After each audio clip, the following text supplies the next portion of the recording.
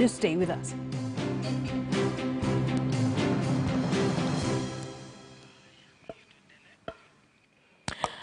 Now, on the 15th of December, the United Nations Secretary General António Guterres appointed a senior UN official, Siddharth Chartejee of India, as the United Nations resident coordinator in China with a host government's approval.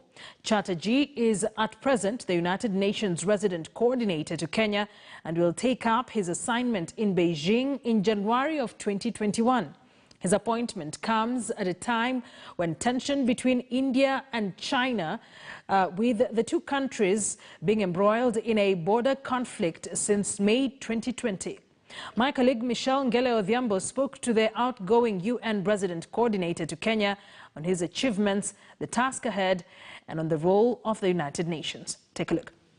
With a bachelor's degree from the National Defense Academy in India, Siddharth Chartejee's early career was in a special forces unit of the Indian Army, where he was decorated in 1995 for bravery by the President of India. The army is where my foundations were laid, deep foundations. You know, who I am today was because of the training I had at my alma mater, the National Defense Academy, and subsequently the Indian Military Academy, and subsequently the Special Forces unit I served in.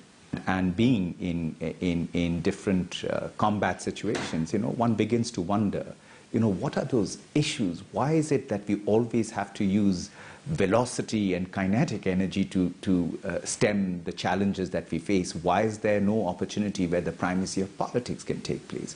He would then join the UN in Bosnia in 1997 as a security guard before moving up the ranks. My journey started in '97, January, as a security officer in the United Nations, and that's where it grew. You know, it started in Bosnia, and then, you know, suddenly they recognized that I had a few talents, and they promoted me, and then sent me to Baghdad in Iraq, and then from Iraq to northern Iraq as a UN coordinator in a place called Sulemania, which is just fascinating. And this was still about 2000. A highlight of his career was the demobilization of 3,500 child soldiers in South Sudan in 2000 during the height of conflict, a mission that would bring him to Kenya for the first time. June 2000, I came to Kenya for the first time ever, coming to the continent of Africa. And I was recruited by UNICEF to serve or open their first office in South Sudan. And that time, if you recall, in 2000, there was Operation Lifeline Sudan. South Sudan and North Sudan were at war. It was a separatist war. And I recall, you know, setting up the basic infrastructure for UNICEF to make sure that we provided services to children and women and the people there. And we were the only UN office inside that place. And, you know, every other day there's to be quite a lot of, you know, bombings taking place from airplanes and this, that. But what was a career-changing moment for me was when I requested the current president, Salva Kiir, he was that time a commander in the field, that, look, you would actually make a huge impact by getting rid of the child soldiers you've recruited. And he did. And I think that I still call him commander because that's how I knew him. And you know, he's a man of his word, you know, and he made a commitment to me that he would get rid of them, and he did. So actually, in front of Carol Bellamy, the executive director then, he actually made a commitment in writing to her saying, we will take out all the children from the SPLA. So the first step was we started to demobilize the children who were on the front lines of the conflict. And the front lines of the conflict was actually in an area between Avil West and Avil East in the upper Bahr el-Ghazal area. And it was perhaps one of the largest logistical exercise that we ever launched. We had to hire from WFP these Buffalo planes, and we flew these children out from the front lines of the conflict to Rumbek, where I was based. Now, this was about 400-500 kilometers away because we really needed to get them out of harm's way. And we set up transit facilities for them. You know, for me, Michelle, that was very personal. Having been a former combat veteran, having been in war zones, to me, seeing these children going back from becoming soldiers back to becoming children and boys all over again it fulfilled a spiritual vacuum in my life. And I knew that that was the turning point for me. Everything changed. And with UNICEF, my career took quite a leap after that. I was promoted and sent to Indonesia. Again, a very challenging situation there. We had the internecine conflict which had broken out between the Muslims and the Christians, and a separatist war which was going on in Aceh. Again, you know, the UN was at the front end of responding to a humanitarian crisis, 1.2 million displaced people. So that was where, you know, it all started, and from there I was sent to Darfur in Sudan in 2004 to ramp up the response to the humanitarian crisis that was unfolding there. And Darfur was, you know, in many ways, it was a very important part of my career there. Not just that, at a personal level, I also met my wife in Darfur. You know, so it was fascinating to serve in that area, to look at how the UN came together, you know, to be able to respond to an incipient crisis. And then from there, I moved to UNICEF in Somalia as the deputy representative. So I came back to Kenya, because the base was Kenya. And that was, again, the most fascinating chapter, because in 2006 I got married here. And actually the registrar from the government of Kenya came to get me married. So, you know, it remains a country which became pretty much a central pillar to which I had no connection when I was born. I was born to a refugee family and from Bangladesh, and they came to India after the partition of India. So this became an entirely new chapter. So I then finished, you know, in 2008, went off to Iraq, from Iraq to Copenhagen, and then I took a pause in my career and went back to school. So that's how I went to Princeton and did a mid-career graduate program. Right. Then to the Red Cross and back to Kenya in 2014. His journey in Kenya would continue in 2014 when he was appointed the representative of the United Nations Population Fund in Kenya, where he spearheaded team efforts to reduce maternal deaths with a spotlight on challenges such as child marriage, female genital mutilation, and gender-based violence. It was interesting that the executive director of UNFPA then, he's late, Dr. Babatunde Osataiman, said, you know, you're going to Kenya, which is amongst the 10 most dangerous places for a woman to give birth. We have to change it there. That was my marching order, nothing more. You know, you need to do, there was nothing like you need to do this or that or change this or that. That was the marching order. And, you know, as a former soldier, you get one instruction from your general, and that's it. You implement it, and they leave it to you to how to implement it. Fortunately, with James Macharia was the CS of health there, and the First Lady of Kenya had already launched the Beyond Zero campaign. What I was able to do with their support was to galvanize and the 15 counties of Kenya that actually contributed to 98% of the maternal deaths. We brought them together at the Boma Hotel, and thanks to the Kenya Red Cross, because I didn't have that kind of money to be able to arrange it, you know, we just didn't have those resources. The Kenya Red Cross gave me a huge discount and hosted this meeting there. And on the 27th of August 2014, 15 county governors came together and made a commitment that they are going to end the scourge of maternal mortality in their counties. Quite a fascinating thing that happened there that year. I was privileged in 2014 to actually have the First Lady of Kenya become the UN Person of the Year because of her work on this. The government of Kenya had launched the free maternal health care policy, so the ecosystem, so to speak, started coming together. With years of experience in international development and cooperation, Chatterjee was in 2016 appointed the United Nations Resident Coordinator to Kenya. Being a resident coordinator is how do you bring everybody together? And at the same time, having the courage when everybody is not coming together, move with a few, get it done. So, you know, it is that. It's not about being popular amongst the rest of the UN country team. It's about having the knowledge, the intellectual rigor, the capacity of bringing it together, to be able to convince government, to be able to convince private sector, to be able to convince your interlocutors. It's not an easy job, I can tell you that.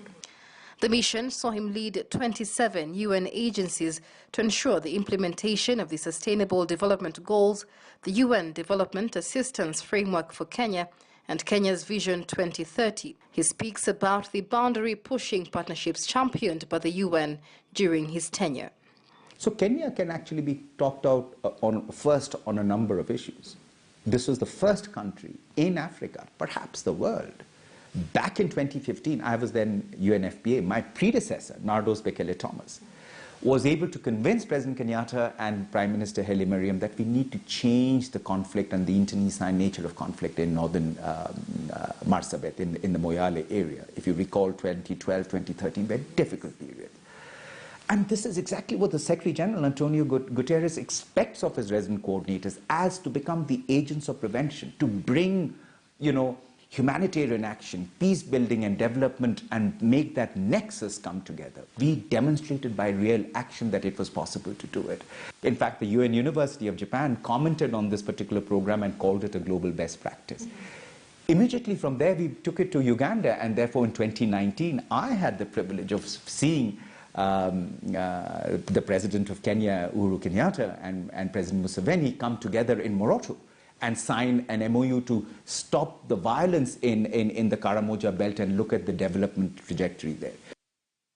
Is Kenya's public-private partnership platform. Now, this is going to be the model for future multilateralism. In fact, the former CS for Foreign Affairs, CS Amina Mohammed, launched this platform in 2017 during the UN General Assembly, and we had the who's who present there, Achim Steiner, Natalia Kanem, Michel Sidibe, all there to witness the first signing between the private sector and the UN and the establishment of a multi-partner trust fund to look at advancing health, advancing the Big Four agenda, and that MPTF is set up. And today, around agriculture, which we see is going to be the mainstay of Kenya's economy, provide the largest number of jobs. COVID-19 has shown us that we need universal health coverage, the urgency of that. We're already talking about housing and how do we industrialize affordable housing with 3D printed technology. The blue economy, the green economy. Michelle, if you see a sense of excitement in me, and I've been here for over 6 years, I see the possibilities unraveling. And there are 3 Ps that come together in Kenya. First is political will. You have strong political will from the highest down to the lowest level. And people may complain. I have seen the change as an outsider that is happening in this country. Second is fantastic public policies. It's a matter of getting it implemented. And the third is what the Deputy Secretary General, Amina Mohammed of the UN says. You have to flip the orthodoxy. This public-private partnership, our alliances with the government, in lockstep with their vision, is what is making the change happen. Despite the multifaceted impacts of the COVID-19 pandemic, testing efforts by both the government and the United Nations to deliver on the Vision 2030 and the Big Four development agenda, Chatterjee says Kenya deserves an A+ rating in its COVID-19 response. If you look at what Kenya did, back in March, it got ahead of the curve. It knew it was coming. Back in March, CS Vamalva and CS Yatani and I sat down to look at our entire UNDAF. By mid-March, we had already repurposed $45 million or about 5 billion shillings towards responding to the COVID because we needed to address a public health emergency. By the 9th of April, again, the 3 of us sat down, convened the international community, convened the private sector, and launched a flash appeal of $267 million. Kenya got ahead of the curve. The other countries actually started to follow, emulate Kenya's example. The fact that we don't have that kind of fatality is actually a reaction to that response. Look at the stats out in the West and look at the statistics here. You can attribute it to anything, it's a young population, etc. But the fact of the matter is, at a political level, the country responded. At a level of the people, the country responded. His appointment comes at a time of tension between India and China. The two countries have been embroiled in a border conflict since May 2020, attributed to attempts by Chinese troops to unilaterally alter the status quo on the line of actual control that separates Indian-controlled territory from Chinese-controlled territory on the Sino-Indian border dispute. I consider it a privilege and an honor that the UN Secretary General António Guterres considered me fit to lead the UN system in China. And I'm equally privileged and honored that the Chinese government accepted it. This is representative of China's growing influence as an important member state in the UN, but its growing push towards multilateralism. They are not identifying me by my nationality. They see me as an international civil servant. And I think that is a message all countries, wherever in the world, must take home. So I'm looking forward to my appointment in China. I'm looking forward to working with the UN country team in China, making a difference in China, but most importantly, how I could get the UN system to work with the government of China to actually have an impact on the development of sub-Saharan Africa. As he leaves for a new mission in China, Kenya, he says, has a special place in his heart. I wish every Kenyan, all their loved ones, all their families, a very happy new year. And as we enter the festive season, I hope that Kenya will continue to prosper and 2021 becomes a year of growth, upward trajectory and mobility for this country. To me, Kenya will always be very special, and I will carry Kenya in my heart when I move to China.